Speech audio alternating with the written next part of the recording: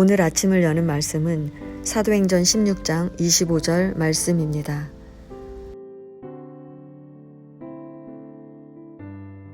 한밤중에 바울과 실라가 기도하고 하나님을 찬송하매 죄수들이 듣더라. 아멘. 사도행전 16장은 2차 전도 여행의 이야기를 전해주고 있습니다. 말씀을 통해 우리가 어떻게 전도해야 하는지 살펴보도록 하겠습니다.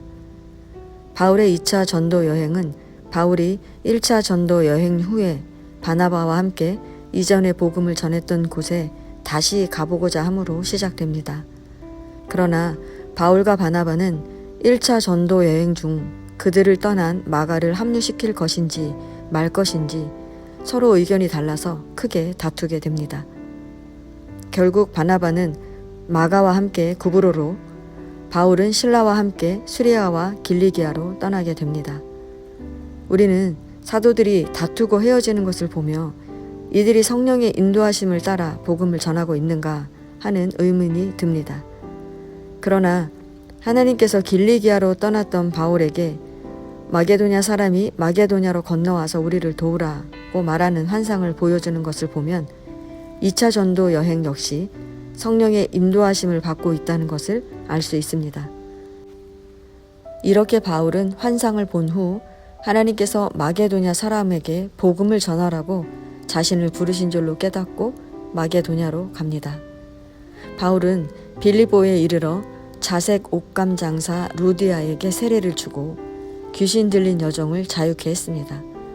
그런데 귀신 들린 여종의 주인이 이제 더 이상 여종을 통해 돈을 벌 수 없게 되자 바울과 실라를 붙잡아 성을 요란케 하고 행하지 못할 풍속을 전한다고 하며 관리들에게 고발합니다.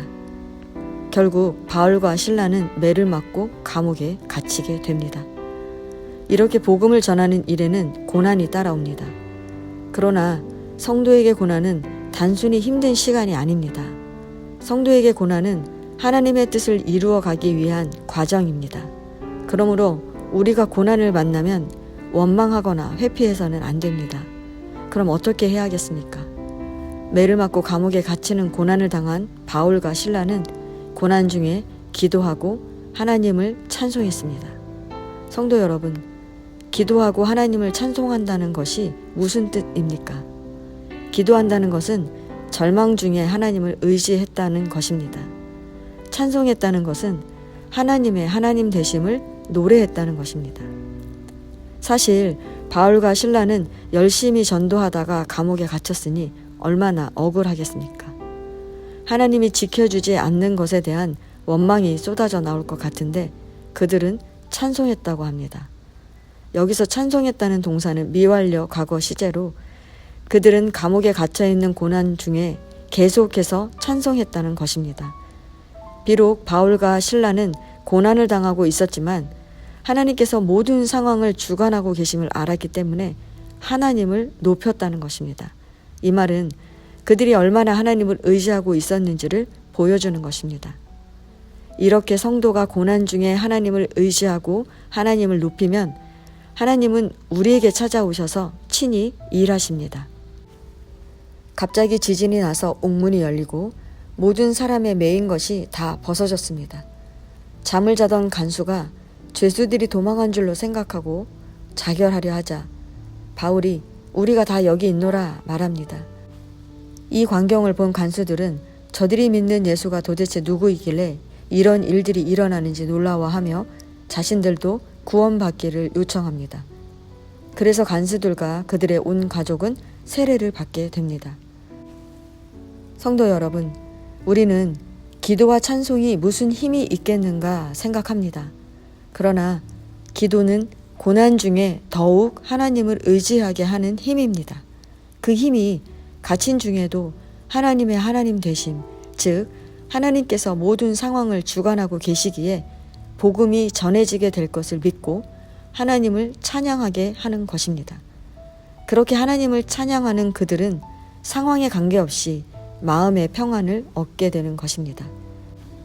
이런 바울과 실라의 찬송은 그들뿐만 아니라 듣는 간수들의 마음도 변화시킵니다. 25절을 보면 바울과 실라가 기도하고 하나님을 찬송할 때 죄수들이 들었다고 말합니다. 간수들이 바울과 실라의 기도와 찬송 소리를 듣고 무슨 생각을 했겠습니까? 틀림없이 어떻게 저런 상황 속에서 변함없이 하나님을 의지하고 있는지 의문을 가졌을 것입니다. 어떻게 상황에 지배되지 않고 평안할 수 있는지, 간수들은 바울과 실라의 모습을 보고 자신들도 구원받게 해달라고 요청했던 것입니다. 성도 여러분, 복음을 전하는 것은 참 어려운 일입니다. 그러나 본문은 전도는 우리가 하는 게 아니라 하나님께서 하시는 것이라고 말합니다.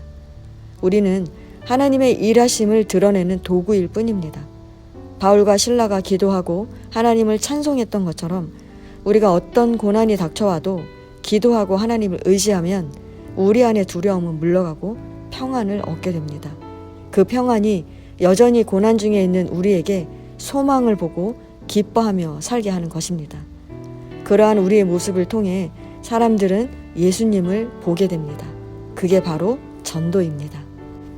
성도 여러분, 전도하기 위해 무엇을 계획하기보다 먼저 기도하고 하나님을 찬송하며 내 안에 하나님을 바로 세우기 바랍니다.